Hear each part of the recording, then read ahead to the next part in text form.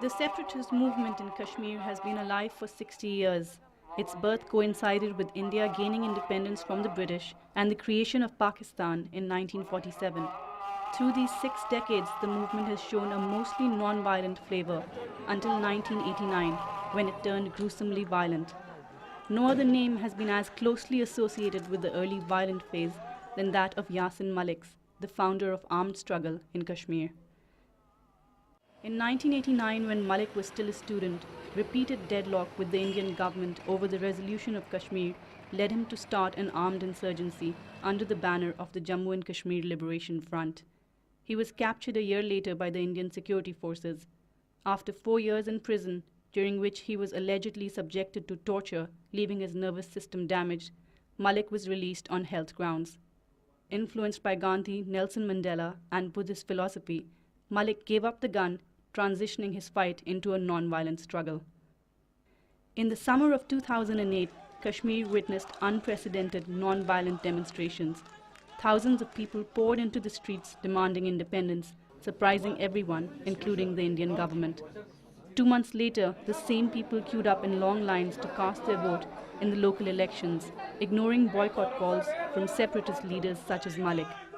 He was arrested, along with a few others, by the Indian government under the Public Security Act. The act allows for 2 years of detention without a court order. Malik was released soon after the election results were announced in late December. A day later, he gave us this interview at his house, surrounded by family members and well-wishers, his mobile phone ringing every few minutes. What made you get into the militant movement and what has made you get out of it? Gandhi was given a genuine, respected space.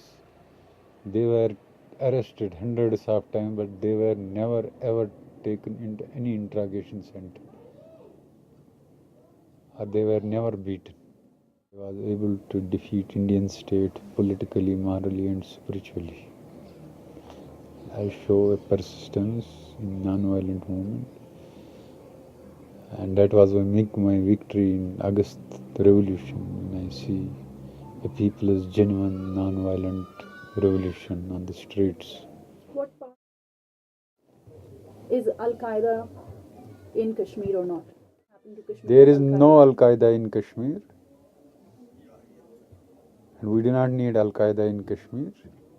We have enough moral, spiritual strength in us to fight our battle alone.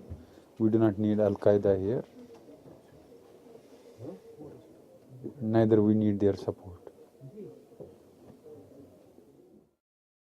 Mr. Kuldeep Khoda said that militancy has gone down by 40% this year.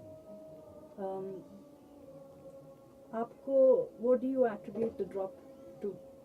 It is a transition from violent movement to non-violent movement.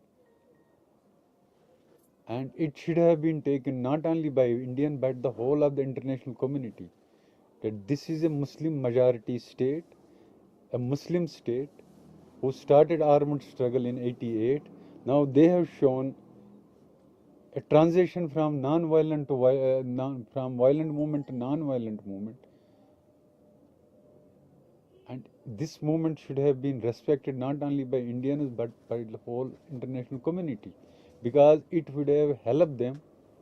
If this non-violent democratic movement will deliver, it will become an inspiration for all the conflict zones across the globe, especially for the Muslim movements.